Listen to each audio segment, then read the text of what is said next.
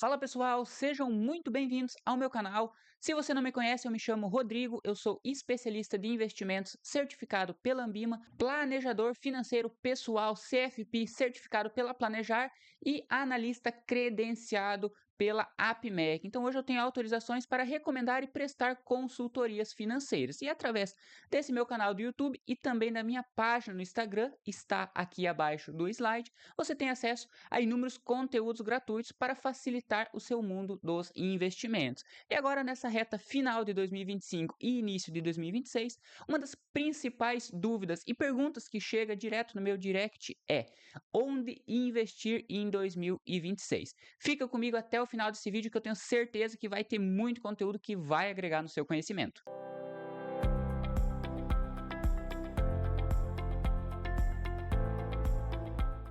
E antes da gente começar esse vídeo, pessoal, eu quero deixar alguns detalhes bem claros aqui. Diferente de muitos outros youtubers que costumam recomendar diretamente algumas ações ou sugerir alguns ativos em específicos, o intuito, o objetivo de conteúdo que eu trago nesse vídeo para vocês não é uma recomendação de um ativo específico. Então, se você está esperando que eu recomende 5 ações que vão duplicar de preço em 2025, ou determinado fundo imobiliário que vai subir de valor ou vai pagar um dividendo de 15%, infelizmente, esse conteúdo não é para você.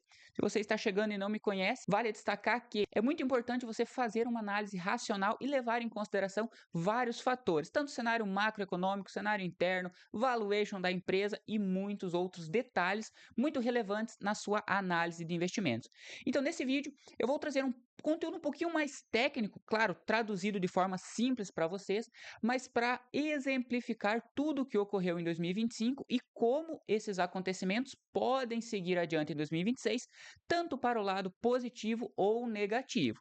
Então, volto a dizer, se você busca uma carteira pronta de investimentos, onde você vai investir em janeiro e vai ver o seu patrimônio explodir somente em um curto período de tempo, infelizmente, esse vídeo e todos os demais conteúdos que eu faço não é para você. Aqui eu vou trazer uma análise racional, mostrando o todo que acontece tanto no Brasil, tanto nos Estados Unidos, cenário macroeconômico de modo geral, para você, ao final do vídeo, ter total capacidade para entender e montar a sua própria estratégia de investimentos de acordo com o que é esperado para 2026. Sem mais delongas, vamos então começar citando alguns acontecimentos relevantes que passamos durante o ano de 2025 para a gente entender como que esse cenário econômico do mercado financeiro ele está se comportando. Para começar, obviamente não podemos deixar de citar um dos principais pontos relevantes em 2025, que foi a nossa taxa Selic. No decorrer de 2025, a taxa Selic ela saiu do início do ano de 13,25, onde já era esperado uma queda, então lá em janeiro de 2025, se você se recorda, os títulos pré-fixados já estavam bem precificados para taxas menores, ou seja, o mercado como um todo aguardava novas quedas na taxa Selic. Diferente do que aconteceu, porque a Selic ela iniciou o ano em 13,25, avançando para 14,25 em março, 14,75 em maio e em junho atingindo 15%, onde foi o patamar que encerramos o ano de 2025. Então, de cara, já tivemos uma primeira reviravolta logo no início do ano, onde a expectativa de juros era de queda, os juros futuros, né, o famoso DI futuro, ele estava com perspectivas de baixa e de uma hora para outra, digamos assim, em um curto período de tempo, esse cenário ele se virou para uma alta e a Selic hoje fecha num dos maiores patamares da história em 15%.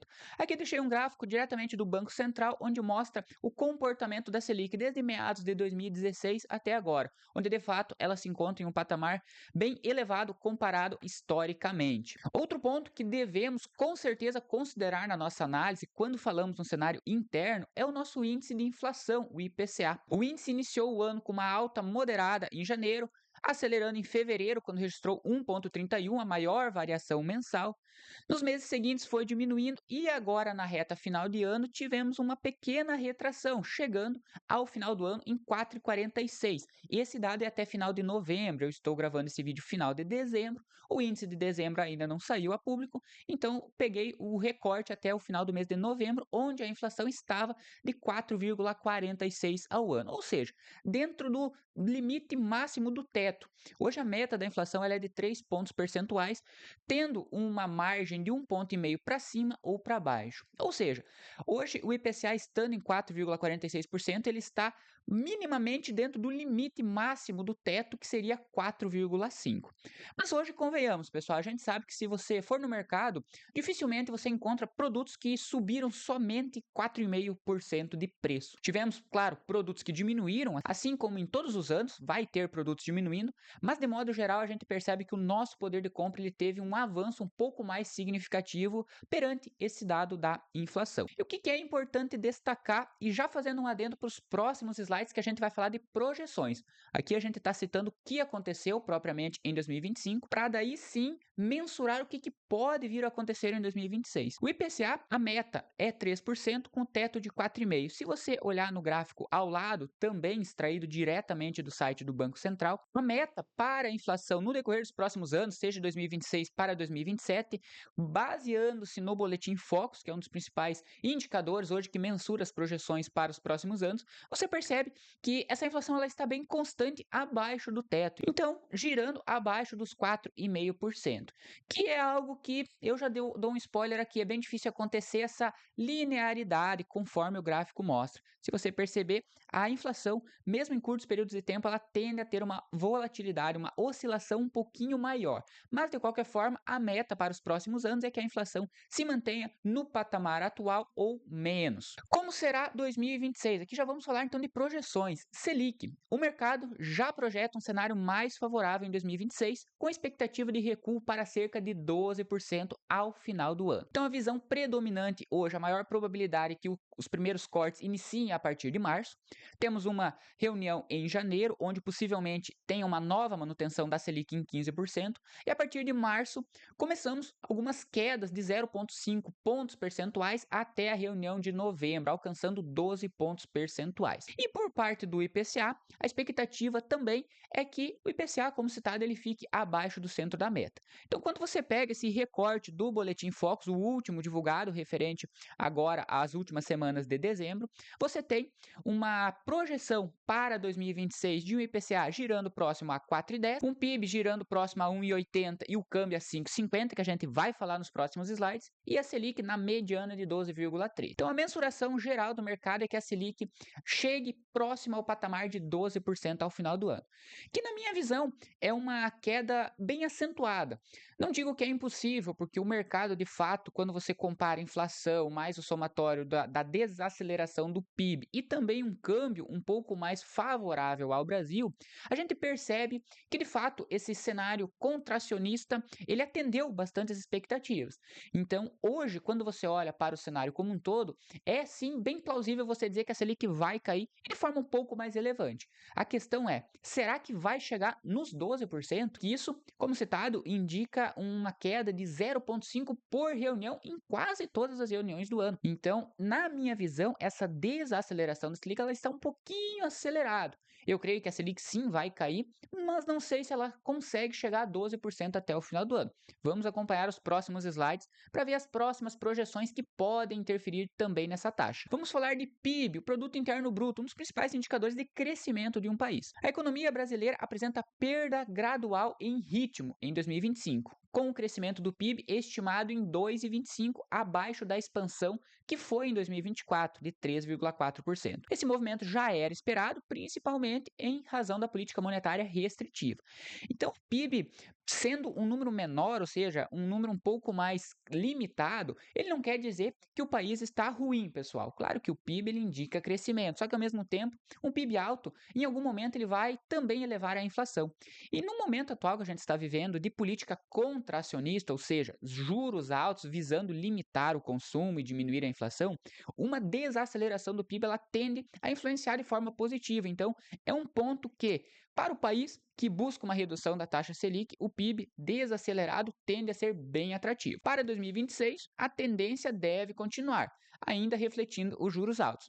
No entanto, estímulos fiscais devem amenizar esse impacto e a projeção é de aproximadamente 1,8 no próximo ano. O dólar, por outro lado, apresentou em 2025 um comportamento mais estável, com menor volatilidade em relação ao ano anterior. Para 2026, a tendência é de maior pressão sobre o real no meio de ano, principalmente pela redução do diferencial das taxas de juros, déficit externo e principalmente também pelo cenário eleitoral.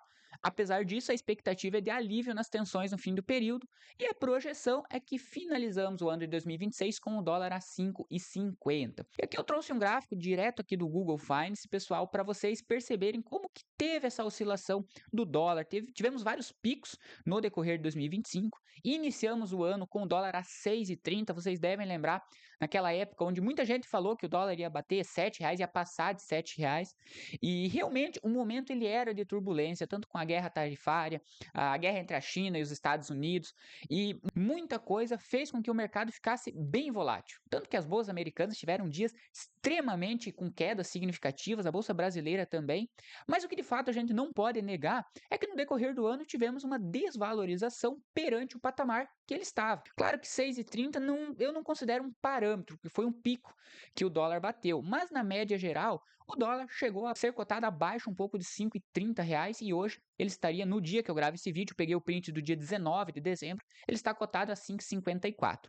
Não é um patamar tão baixo, mas eu considero também um patamar não tão elevado. Então, de modo geral, quando você olha um gráfico de rentabilidade, o dólar perdeu 12% e teve 12% de queda em 2025, quando comparado ao real. Então, de forma resumida, quando olhamos o cenário interno do Brasil em 2025, mesmo com muitas incertezas e tantos acontecimentos históricos que a gente vivenciou em 2025, como por exemplo a crise do Banco Master agora no segundo semestre, a Selic no maior patamar, fiscal tendo muita turbulência, vocês devem ter acompanhado as notícias, muita taxação subindo, voltando, aí chegava no Congresso, era negado, voltava, muito comentário, muitas cogitações de novos tributos, julgamento e prisão do ex-presidente Bolsonaro, a guerra comercial entre Estados Unidos e China, tarifaço do Trump. Então tivemos muitos acontecimentos que, se você compara até com anos anteriores, de fato você tem muitos motivos para que os índices tivessem uma alta volatilidade em 2025. Mas quando você olha uma rentabilidade acumulada lá no final do ano, no final do período, você percebe que o Ibovespa está nas máximas históricas, subindo quase 32%. O S&P 500, mesmo com um patamar um pouco esticado na visão de muitos, devido principalmente às ações de tecnologia, ele também teve um acumulado aí de 16%. O IFIX subindo quase 19%.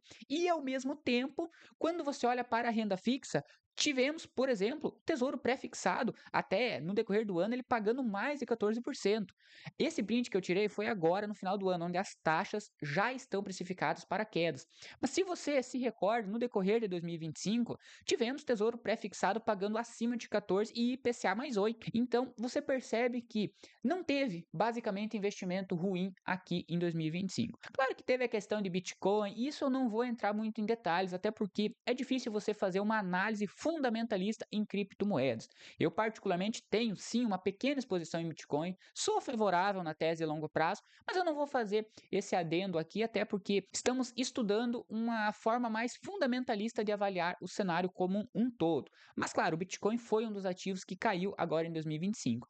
Mas, de modo geral, quando você olha a maioria, tanto as bolsas como também renda fixa tiveram retornos bem expressivos. Então, na maioria dos portfólios diversificados, tanto em renda fixa, renda variável e também no exterior, tiveram retornos bem relevantes no ano de 2025, mesmo com todas as adversidades. E uma certeza que já temos para 2026, antes mesmo de começar o ano, é que, devido ao cenário eleitoral que vamos enfrentar agora para os próximos meses, teremos muita volatilidade. E aqui eu faço dois adendos, pessoal. Uma é a questão da possibilidade de uma reeleição ou de uma troca de governo. E de antemão eu já digo para vocês, nós como investidores de longo prazo, a gente não pode se basear em um governo em específico. Claro que isso influencia e muito o curto prazo. Mas quando você olha a longo prazo, fundamento das empresas, é bem difícil você levar em consideração um presidente X ou um presidente Y. Você tem que levar em consideração quando olha um curto período de tempo, visando uma estratégia um pouco mais tática, uma alocação mais tática. Mas em longos períodos de tempo, se você olhar historicamente, isso não tem tanta influência. Mas o que de fato é, vai ter muita volatilidade e há dois casos prováveis, um de reeleição ou de troca de governo. Na minha visão, caso o governo atual seja reeleito, vamos continuar tendo uma política fiscal. E aqui faço um adendo: política monetária é questão de juros, inflação. Política fiscal é quando a gente fala mais em impostos. Política fiscal expansionista. A gente viu que esse governo, ele, no decorrer dos últimos anos, ele fez muitas mudanças e inclusões de novos tributos. E eu creio que, caso for reeleito, isso vai continuar. Então, é um ponto que devemos levar em consideração. E também juros em patamares mais elevados. Mesmo com a perspectiva de Selic mais baixa, eu creio que, novamente citando, mesmo que ela caia em 2026, ela não vai chegar lá no final dos 4 anos, que seria o período da reeleição, não vai chegar em um patamar muito mais baixo do que estamos prevendo. Então, seria, de modo geral, uma estimativa de juros em patamares de 2 dígitos. E temos a opção também de troca de governo. Nesse caso, na minha visão, teríamos uma política fiscal contracionista, diferente do governo atual, e os juros um pouco mais retraídos. Só que, ao mesmo tempo, isso não vai influenciar de forma tão diretamente longo prazo como citamos. Vai influenciar PIB e, quem sabe, alguma coisinha da variação cambial. Mas aqui eu fiz um breve slide para a gente estar ciente que no decorrer do ano vai ter muita notícia, vai ter pesquisa eleitoral, notícias citando absurdos que vão causar pânico em muitos investidores, então a volatilidade ela é uma certeza e você tem que estar preparado para isso. 2026 será como 2025? Aqui eu faço algumas projeções positivas e que a gente vai detalhar logo adiante. Mas na minha visão, a Bolsa Brasileira, o IFIX e principalmente a renda fixa indexada ao IPCA, eles estão com projeções positivas para 2026. Por outro lado, na minha visão, temos alguns desafios. Quando a gente olha as commodities, por exemplo, o petróleo, que viveu um ano de turbulência e, por enquanto, as expectativas para 2026 é que esse cenário continue perdurando. O cenário do agro, que por mais que também temos boas previsões de safra, o preço não está tão atrativo assim, dependendo da commodity. A questão do ouro, tivemos uma forte valorização em 2025. O ouro, como vocês bem sabem, ele é um ativo que tende a trazer uma segurança para o seu portfólio. Então, em momentos de alta volatilidade e incerteza global, o ouro é um dos principais ativos que traz uma segurança para o seu portfólio. Porém, ele teve uma valorização muito expressiva em 2025, que, na minha visão, em 2026 pode abrir uma margem para uma possível correção. Mesmo que não tenha uma correção, eu acho muito difícil ele continuar sustentavelmente crescendo nesse mesmo patamar que ele veio em 2025. Bolsas americanas, eu creio que também está num patamar sobrevalorizado, principalmente devido aí ao setor de tecnologia. A gente sabe que é difícil você comprar ativos baratos americanos quando você olha, por exemplo, os ativos brasileiros, que a gente percebe muitas promoções aqui no Brasil. Lá nos Estados Unidos é difícil você encontrar aquela barganha muito barata, mas mesmo assim, hoje, na minha visão, o patamar está um pouco esticado nos Estados Unidos. O dólar se manter no patamar de 5,50, então eu considero, como citado, o dólar a 5,50 eu não considero um preço absurdo. Vale a pena para você montar uma posição, você comprar ele de forma gradativa. Mas eu acho que vai ser difícil ele também se manter nesse patamar. Eu creio que ele também vai ter uma valorização perante o real. E, como citei anteriormente, a Selic chegar a 12% ao fim de 2026. Na minha visão, é um dos principais desafios que o país vai enfrentar. Com toda a turbulência política, o IPCA, que também deve ser mantido dentro da meta, eu creio que esse cenário ele é bem otimista. Se acontecer, ótimo, temos grandes chances de o Ibovespa bater novas máximas, assim como foi em 2025. Mas, na minha visão, temos muitos desafios para que isso ocorra. Demais projeções para 2026. Vamos falar de alguns ativos em específico antes da gente falar de modo geral do IFIX e do Ibovespa, que eu tenho certeza que é os dois principais índices que você está aguardando essa análise. O ouro em 2025, pessoal, teve um retorno muito positivo com valorização acima de 60%. A onça Troy saiu de 2.650 dólares para aproximadamente 4.400 dólares agora nessa reta final de ano. Vale novamente destacar, a perspectiva para 2026 é que não tenha um crescimento tão exponencial assim.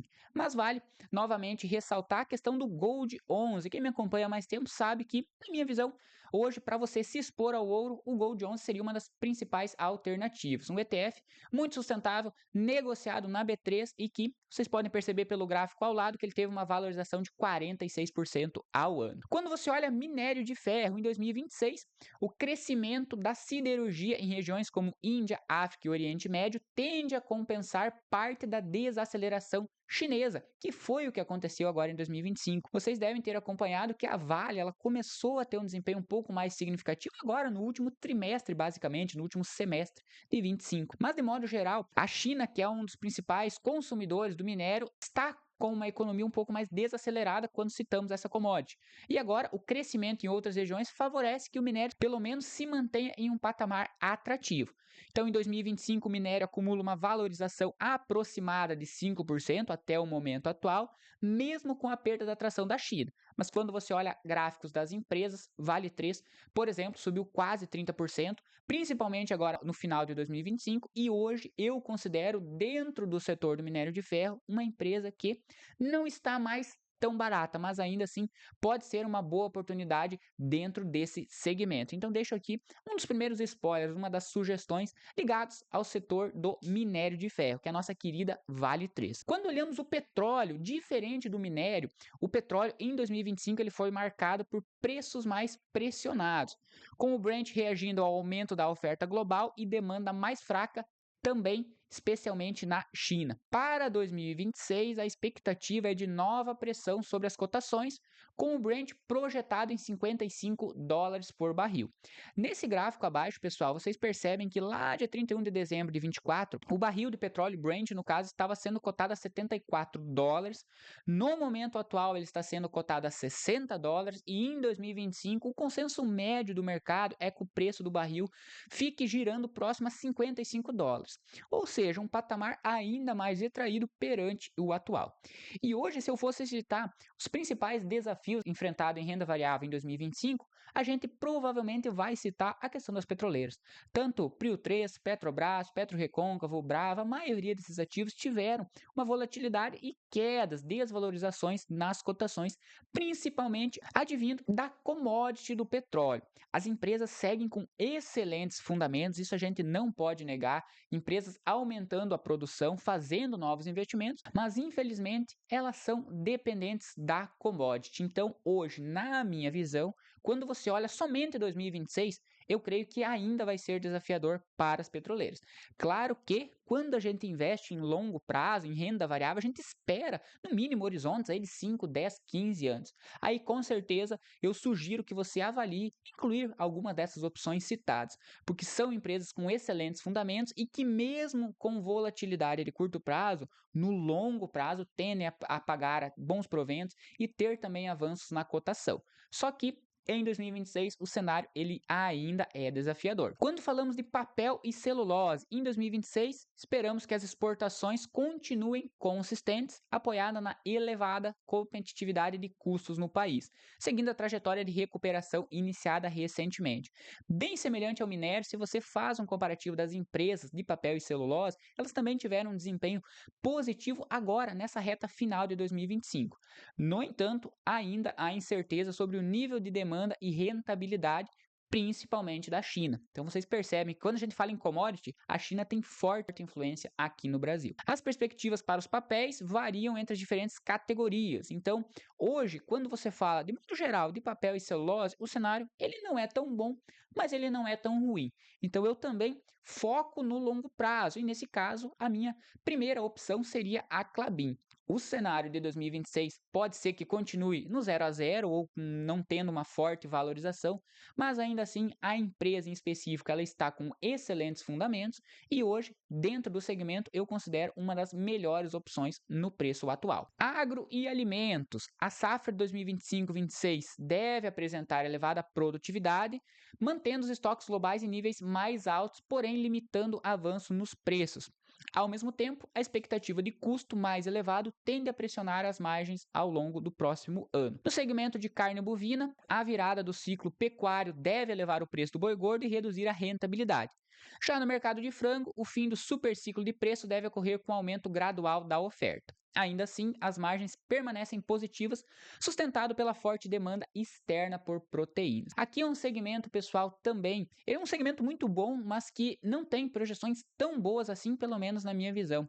Então, quando a gente fala de empresas ligadas ao agro, por exemplo, Soja 3, Agro 3, SCL Agrícola, pela parte de proteína animal, BRF, Minerva, Marfrig, são empresas boas também, que vale sim a sua análise, só que estão situadas dentro de um segmento que tem os seus desafios. Então, no momento atual, eu considero esse segmento neutro para 2026. E também o setor de varejo, que seria outro setor que ele pode se beneficiar com possível queda na Selic, porém, temos vários fatores que ainda são obstáculos dentro desse segmento. Um deles é o aumento da inadimplência. O segmento de varejo ele é um setor muito amplo, então você tem uma Magazine Luiza, que trabalha com um nicho de produto, e você tem, por exemplo, Açaí Atacadista, que é um nicho totalmente diferente. Se eu fosse focar hoje em uma das duas empresas, eu iria focar no nicho de açaí, que é um nicho um pouco mais de consumo mais básico, diferente de uma empresa como a Magalu, que tende a enfrentar um pouco de retração nas suas margens, principalmente caso não ocorra a inflação ou a queda da Selic como é esperado. Então, o cenário de varejo, quando você olha a perspectiva de queda da Selic, ele tende a se superar, tende a continuar de forma bem positiva, assim como foi em muitas empresas em 2025. Mas eu particularmente creio que o risco também é elevado. Então, se eu fosse considerar algum aporte, eu iria buscar um segmento de consumo um pouco mais baixo, a exemplo de açaí. Mas também é um setor que eu prefiro, no momento, ficar no neutro para evitar uma volatilidade um pouco mais alta. Vamos falar um pouquinho agora de forma global, como que o cenário externo influencia o Brasil. Juros e inflação global. Quando você olha, pessoal, diretamente esse gráfico ao lado, você percebe que nos Estados Unidos também o cenário não é tão favorável assim. A taxa de juros deles, quando comparada à nossa, é uma taxa muito mais baixa, girando entre 3 a 4%, enquanto a nossa ela é de 15% ao ano. Porém, mesmo esse número comparado ao nosso sendo bem mais baixo, para eles, lá nos Estados Unidos, para os americanos, é um número elevado e que ainda apresenta risco de se manter em patamar elevado por mais tempo. Então, já tivemos agora, no finalzinho de 2025, a primeira queda, o Fed reduzindo os juros, mas as expectativas não são tão boas também para 2026. Então, de modo geral, expectativa de inflação, o CPI dos Estados Unidos para 2025 é de 2,90 e 2,70 para 2026. Vocês percebem que não é uma variação tão significativa. Então, a tendência é que continue em patamar próximo ao atual. E a taxa básica de juros em 2025, 3,75 e 3,50 para 2026. Da mesma forma, na área do euro, temos uma possível expectativa de queda, mas ainda assim, de modo geral, não são quedas tão relevantes. Diferente do Brasil, onde a queda ela é um pouco mais acentuada para 2026. Quando falamos das bolsas americanas, então vocês viram que a bolsa americana, mesmo estando num patamar elevado, ela fechou, por exemplo, Dow Jones com aumento de 13% e o Nasdaq subindo quase 21%. Essa data de recorte até o dia 19 de dezembro. E esse aumento basicamente veio das principais ações de tecnologia. Mas claro que para 2026, o cenário ele ainda permanece desafiador, marcado tanto pela fragmentação econômica, os juros que estão ainda elevados lá para os Estados Unidos e o dólar fortalecido e sinais de desaceleração de atividade. Outro ponto que deve ser considerado e que pode vir a impactar negativamente: intensificação das tensões entre Estados Unidos e China, mudança na política econômica norte-americana e até mesmo essa relação entre Estados Unidos e Brasil, que dependendo, vocês sabem que dependendo de uma notícia por si só, já causa muita volatilidade. Então, a depender como for essa relação Brasil e Estados Unidos em 2026, a gente pode ter uma oscilação positiva ou negativa no nosso cenário. Mas, de modo geral, novamente frisando, eu considero os Estados Unidos uma economia muito boa para sua diversificação global. Mesmo com as bolsas nas máximas, você pode optar para investir através de um ETF, ao mesmo tempo que o ETF já vem com uma diversificação bem ampla e o teu risco ele se torna um pouco mais baixo.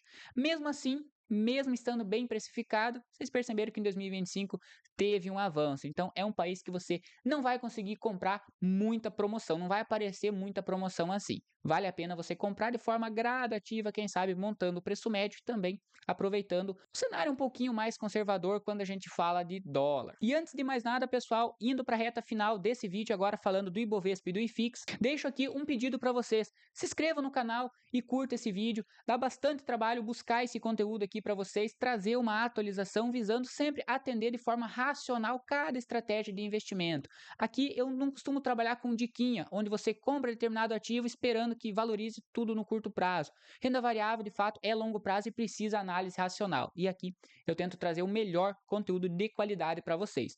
Vale destacar, dentro do meu canal do YouTube, você vai ter uma playlist com um curso de investimentos totalmente gratuito, onde você sai do zero, desde conceitos iniciantes, passando por renda fixa, fundos de investimento, ações, ETFs, análise de ativos e cálculo de preço justo na prática, até o módulo final, onde eu te ensino a construir uma carteira do zero. Totalmente gratuito, só clicar no link aqui abaixo, entre no meu canal, vai ter uma playlist com várias videoaulas, onde eu te ensino do básico até a montagem da sua carteira. E claro, se você ainda não me segue no Instagram, aqui abaixo tem o link, corre lá, me segue e acompanha que diariamente eu posto stories de qualidade para você. E claro, se você busca um conteúdo um pouco mais aprimorado, eu tenho a minha área de membros. Como citado no início do vídeo, hoje eu sou um analista credenciado e consultor autorizado pela CVM, então eu trabalho dentro da minha área de membros com recomendações, com carteira de ações, fundos imobiliários, ETFs, estoques, resumos toda semana comentando o que aconteceu com os principais ativos do mundo. Cada ativo recomendado tem o seu relatório de recomendação com a tese de investimento e também projeções e, claro, o preço teto de cada ativo. Acessando a área de membros, você vai ter todos os ativos recomendados com o preço teto e a justificativa do por qual motivo eu recomendo aquele ativo. Se você busca um conteúdo de qualidade e detalhado que vai melhorar a sua rentabilidade de investimento, escaneie o QR Code ao lado, que se as vagas estiverem abertas, você tem a oportunidade de acessar todas as minhas recomendações. Sem mais delongas, vamos finalizar esse vídeo com o ponto mais importante que importa para nós brasileiros. Ibovespa, o que vai acontecer? Quais que são as projeções do Ibovespa para 2026? Bom, eu primeiro vou citar alguns desafios que pode ser que aconteçam caso algum empecilho venha a obstruir esse caminho crescente do Ibovespa, como foi em 2025. E o primeiro deles é os juros não caírem na velocidade esperada. Se a Selic em algum momento acontecer, como foi no início de 2025, que também tínhamos uma projeção de queda e acabamos o ano com uma Selic em um patamar ainda mais elevado, o Ibovespa ele pode enfrentar alguma volatilidade e correções, porque em 2024 o Ibovespa como um todo ele não teve uma valorização. Então, mesmo com um cenário negativo logo no início de 2025, quando olhamos os juros, o Ibovespa ele estava barato, ele estava em um preço sobre lucro muito barato. Então, o ponto ali não impactou tanto a cotação. Porém, agora viemos em um momento de alta, como citamos anteriormente. Na minha visão, qualquer pequeno empecilho já é suficiente para que o Ibovespa tenha uma correção. Vocês vivenciaram agora recentemente, acho que no início ali de dezembro, a questão da possível candidatura de Flávio Bolsonaro, onde essa notícia saiu às 3 da tarde e o pregão ele fechou com menos 4% de queda, uma das quedas mais bruscas aí de toda a história do índice. Então vocês percebem que um ativo ou um índice, quando ele está nas máximas, qualquer detalhe negativo pode fazer com que ele tenha uma correção. Quer dizer que o Ibovespa vai cair 20%, 30%? Eu acho muito difícil, mas correções são possíveis. Melhora na economia dos Estados Unidos. Então hoje vocês perceberam que o desafio nos Estados Unidos ele ainda permanece, mas caso tenhamos uma melhora muito significativa nos Estados Unidos, o fluxo de investimento estrangeiro para o Brasil ele pode diminuir, automaticamente diminuindo também possíveis valorizações, possível aumento de compra de ativos brasileiros. E claro, correções de balanços em algumas empresas, que é algo totalmente normal que pode acontecer. Por outro lado, os pontos favoráveis. Variação cambial está positiva hoje a nossa moeda. Então, a junção da economia desafiadora nos Estados Unidos mais uma variação cambial positiva para o Brasil atrai muito fluxo estrangeiro. Muitas empresas ainda seguem baratas perante seus balanços e as commodities ainda em baixa. Rodrigo, por que a commodity em baixa é um ponto favorável? A gente citou o caso ali do petróleo. Hoje, se você olha o índice do Ibovespa, a Petrobras é uma das maiores exposições. Então, mesmo com a Petrobras tendo um ano negativo, o Ibovespa está nas máximas. Se o petróleo, eu estou dando o exemplo só do petróleo, mas aqui eu falo das commodities de modo geral. Se o petróleo ele sobe de forma relevante, Petrobras e demais petroleiros elas vão subir também de forma relevante e o índice do Ibovespa, devido Petrobras ter uma alta exposição dentro do índice, ele vai valorizar ainda mais. Então, mesmo com um cenário desafiador das commodities, o índice está nas máximas. Se o cenário melhora por parte das commodities, o índice tem um potencial de retorno, de valorização ainda maior. E claro, um dos principais pontos que até eu trouxe um gráfico aqui para vocês é o PL, o preço sobre lucro da bolsa ainda abaixo da média histórica. Se você verificar o PL médio da bolsa, ele gira próximo a 10,89. Iniciamos o ano de 2025 com um PL próximo a 7,87 e hoje ele estaria na faixa de 10,54, basicamente chegando ali na média histórica. Só que se você olha, por exemplo, cenários entre 2020 e 2021, o PL estava bem acima da média. Então, com todos os fatores que estamos levando em consideração, de baixa de juros, de dólar favorável e todos os demais que já falamos, a tendência é que o PL da bolsa ele se sobressaia sobre a média histórica. Mas ainda no momento, se você olhar nos últimos anos, desde um recorte lá de 2001, ele ainda está no patamar bem retraído, ou seja, o índice ainda, quando você olha preço sobre o lucro do conjunto de empresas, ainda está barato. E outro fator que eu também considero hoje um dos mais importantes é fluxo estrangeiro e institucional. O que é isso, Rodrigo? Vamos lá. Fluxo de investidores na B3. Hoje, basicamente, pessoal, pessoa física tem relevância dentro da bolsa? Tem, mas quando você compara com o fluxo que vem de outros países e também o fluxo institucional, que seria, por exemplo, fundos de previdência, fundos de investimento, que compram de milhões e milhões de reais por vez, você percebe que a pessoa física tem baixa relevância. E quando você olha esse gráfico, o fluxo estrangeiro é essa linha um pouco mais forte na parte de cima do gráfico. Então, desde abril de 2025, você percebe que sempre teve um fluxo estrangeiro positivo, ou seja, tinha mais dinheiro entrando no país, vindo de fora, claro, do que dinheiro saindo da bolsa. Ou seja, os estrangeiros compravam mais do que vendiam. Por outro lado, se você olha o fluxo institucional, ele aconteceu totalmente ao contrário. Então, por exemplo, fundos de investimento, eles mais venderam do que compraram bolsa. Por quê? Porque o cenário de renda fixa ele está favorável. Obviamente, um fundo moderado, mais conservador, ele vai optar por ter uma rentabilidade mais constante e mais fixa, digamos assim, a renda fixa mais conservadora do que comprar renda variável. Porém, ao mesmo tempo, com uma projeção de queda da Selic, estima-se que o fluxo institucional venha a melhorar. Então, é algo que tende também a fazer com que o índice suba. Porque, como citado, o fluxo institucional ele é de milhões de reais e nada mais, nada menos do que a oferta e demanda faz com que esse índice suba, assim como foi o fluxo estrangeiro agora em 2025.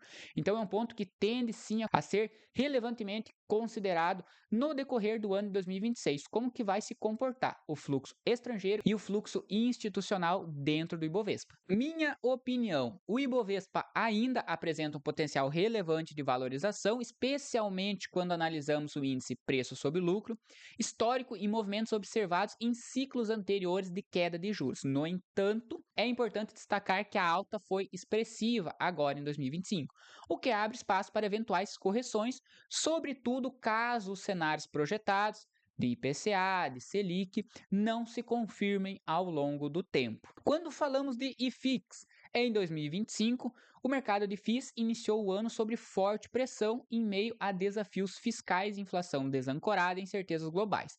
Mas ao longo dos meses houve melhora no ambiente macro com fechamento da curva de juros e reprecificação dos ativos de risco. Para 2026, a expectativa é de um primeiro semestre favorável, com o início de corte de juros, enquanto o segundo semestre tende a ser um pouco mais volátil, devido à desaceleração econômica e ao cenário eleitoral. Apesar do forte avanço em 2025, que já antecipou parte desse movimento, o spread entre o yield do índice e o juro real ele segue elevado, mantendo os FIIs atrativos e com potencial de sustentação em 2026. Tivemos um avanço aí de quase 20% em 2025 e com o cenário de queda de juros, possivelmente esse avanço do IFIX tende a continuar em 2026. Claro que temos alguns desafios, como citamos anteriormente lá no setor de varejo, a inadimplência ainda ela está em um número um pouco mais relevante, isso pode impactar fundos de papel que sofrem um pouco mais com a inadimplência, e um ponto muito crucial que não sabemos se irá acontecer, mas se acontecer, ele pode impactar, que é a tributação dos proventos. Isso já foi cogitado várias vezes, mas até então não entrou nada em vigor. Pode ser que, caso isso venha a ocorrer nos próximos anos, também tenhamos alguma correção advindo desse movimento, embora já bem precificado. Pontos favoráveis: baixa de juros, fundos de tijolo ainda abaixo do preço sobre o valor patrimonial e fundos de papel com marcação a mercado positiva. Quando você olha fundos de tijolo, eles tendem a ter um potencial maior de valorização em cenários de queda de juros.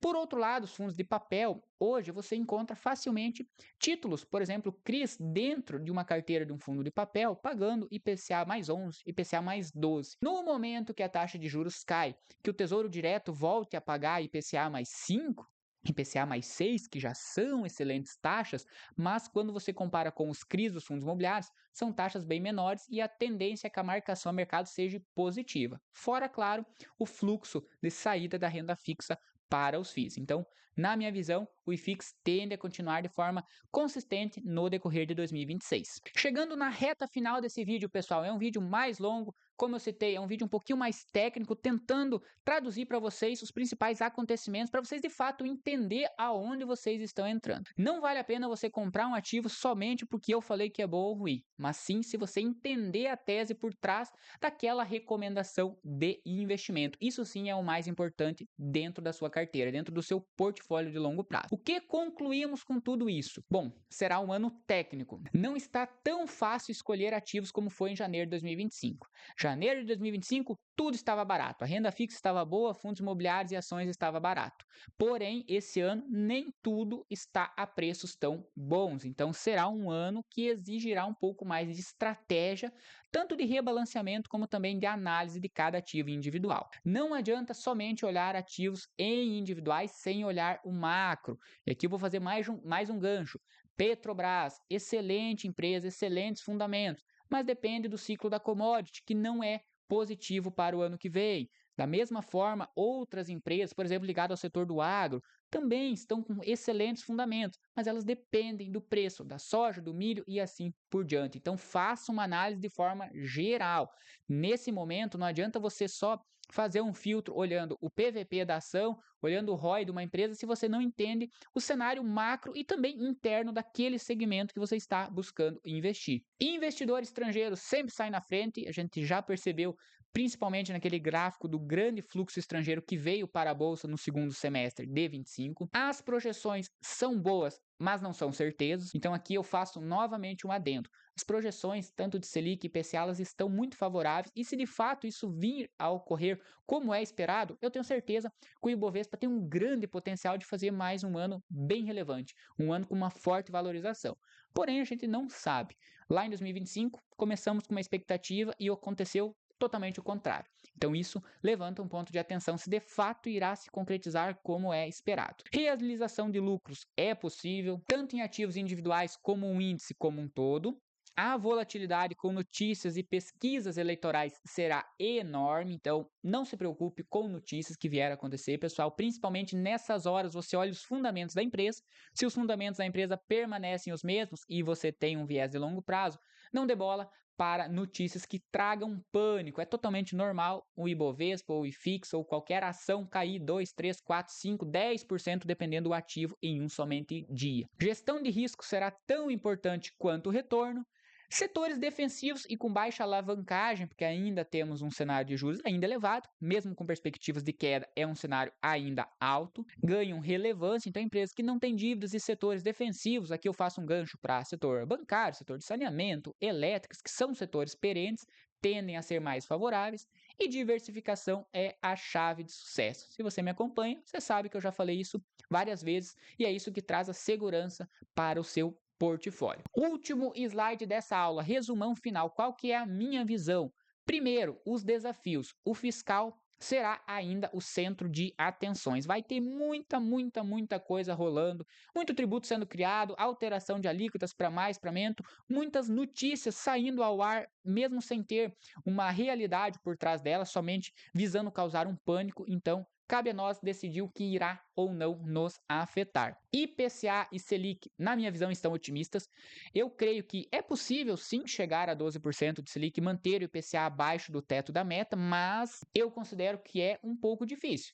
Mas vamos acompanhar no decorrer de 2026. Na minha visão, a Selic vai cair, mas não sei se chega até os 12% ao final do ano. Dólar acima dos 5,50, então eu creio que vai ser difícil também sustentar o valor do dólar no patamar atual que a gente viveu agora nos últimos meses, de 5,35, 5,40. Eu creio que vai ultrapassar os 5,50. Bolsas americanas com maior risco de correção, então hoje eu também tenho um viés um pouco mais neutro quando falamos em Estados Unidos, devido já à sobrevalorização que tivemos nos principais ativos americanos. Commodities como o petróleo seguem no empate. Vocês viram que a projeção do petróleo ele ainda é mais pessimista do que estamos vivendo agora, com o preço do barril sendo estimado em $55. Pode ser que isso não ocorra, pode ser que suba, mas ainda o cenário é desafiador e muitas empresas já ultrapassaram o preço justo. Então vocês vão perceber que tem empresas aí que duplicaram de valor em 2025, que estavam bem baratas de fato, mas essa valorização tão relevante, ela já fez com que o valuation ficasse acima do que a empresa está trazendo de resultados. Então, em outras palavras, está caro para comprar e nada elimina o risco no caso de uma possível correção em 2026. Falando dos pontos favoráveis agora, o PIB, o crescimento do país, ele está desacelerado e quando a gente fala em política contracionista, isso é um ponto muito bom, favorecendo a queda da inflação e também da taxa de juros. Renda fixa cai, aumenta os aportes em renda variável, tanto o pessoal de pessoa física que, se você me acompanha, você não é esse investidor que investe em renda fixa e quando a bolsa sobe, daí sim você compra a bolsa. Porque isso eu já falei anteriormente que o momento de você comprar a renda variável é quando a renda fixa está alta. Porque o cenário ele ainda não virou. Mas como vocês perceberam, o fluxo institucional ainda não está seguindo esse rumo. Então, a tendência é que conforme a renda fixa vá caindo, esse cenário de fluxo, de migração de aporte vá para a renda variável. E nós, que já estamos precificados em renda variável, vamos pegar esse aumento desde lá do início. Então, tende a ser bem favorável. Marcação a mercado positiva, também com ajuste de taxa de juros mais baixos. Quem tem IPCA mais 8 pode se beneficiar com a marcação a mercado positiva. Economia dos Estados Unidos favorecendo o Brasil, então lá o cenário é desafiador e o dólar faz com que o fluxo estrangeiro possa continuar sendo relevante dentro aqui do Brasil. Empresas sólidas, ainda com valuation atrativo, não são muitas, pessoal. Tivemos muitas empresas, como citamos, que já passaram do preço justo, mas ainda assim tem muita oportunidade. Empresa de setor perene, pagadora de dividendos e que tem ainda um valuation bem acessível. E FIIs de tijolo que seguem com um potencial de valorização, que eu considero hoje que seria um dos principais segmentos dentro dos fundos imobiliários que pode se beneficiar no decorrer de 2026. Então, para fechar, o que eu sigo comprando? E se você ficou comigo até o final desse vídeo, muito obrigado, foi uma aula bem densa. Eu tenho certeza que muita gente, quando ouviu o meu primeiro comentário falando que eu não ia citar algum ativo em específico, já pulou fora. E de fato, eu, para mim, prefiro ter você somente que me acompanhou até o final do vídeo, mas entendendo de fato o que gira a economia, que foi principalmente isso que a gente falou. Tantos outros detalhes, claro que eu não trouxe à tona, mas sim de forma geral, cenário macro, cenário interno, juros, inflação, PIB, câmbio e tudo que afeta os seus investimentos. Então é extremamente necessário que você tenha pelo menos um conhecimento intermediário acerca disso. E de modo geral, sem muito mistério, o que eu continuo comprando em 2026 é Tesouro IPCA+, que na minha visão, dentro da renda fixa, é um dos principais fatores positivos hoje, e também o Tesouro Pré-fixado, porque o Tesouro Pré-fixado, ele pode ter um ganho de marcação a mercado também, mas na minha visão, hoje, Tesouro IPCA pagando IPCA mais 8, quase, né? Pagando 7,90 aproximadamente, é uma taxa extremamente significativa e atrativa quando olhamos para a renda fixa. Dólar e exterior de forma gradativa. Se você me acompanha, você sabe que eu postei várias vezes alguns prints aqui no Instagram comentando sobre aportes em dólar lá no patamar de 5,25, 5,28. Eu mesmo postava os prints das minhas ordens de compra nesse patamar. Então hoje a 5,50 eu não considero que ele está tão barato, mas ainda assim vale a pena você comprar de forma gradativa, até mesmo evitando que o dólar volte daqui a pouco mais a 6, 6,20, que de fato em algum momento vai ocorrer. Só não sabemos se será já em 2026 ou se ainda levará alguns meses a mais. Mas em um longo histórico você sabe que o dólar se valoriza, então compre de forma gradativa. Empresas com valuation atrativo e setores perenes, e aqui fazendo um gancho a bancos, seguradoras, telecomunicações, empresas elétricas, saneamento, tivemos muitas empresas pagando bons proventos e, claro, vale a pena você fazer o valuation dela de acordo com os novos balanços, as projeções de lucros, mas ainda assim há muitas oportunidades. E por último, fundos imobiliários abaixo do PVP com ênfase em fundos de tijolo, que tendem a ter um maior beneficiamento com a queda de juros. De modo bem resumido, pessoal, vocês perceberam que não tem nada de anormal, não tem mistério. A chave do sucesso é você entender como se comporta os ciclos da economia, mas no final das contas, o foco é continuar aportando de forma consistente naqueles ativos sólidos que pagam dividendos, empresas que não têm tanta alavancagem, fundos imobiliários consistentes que pagam uma renda previsível e, claro, fazendo uma diversificação tanto em dólar. Se você não tem tempo de pesquisar, você pode buscar um ETF, Tesouro IPCA, Tesouro pré-fixado, até mesmo Tesouro Selic, pessoal. Você tem que ter a sua renda fixa. Então, o que eu deixo aqui para vocês, o ano de 2026 ele vai sim ser desafiador. Tem muita empresa que vai passar por correção. O ano eleitoral vai trazer muita volatilidade para nós.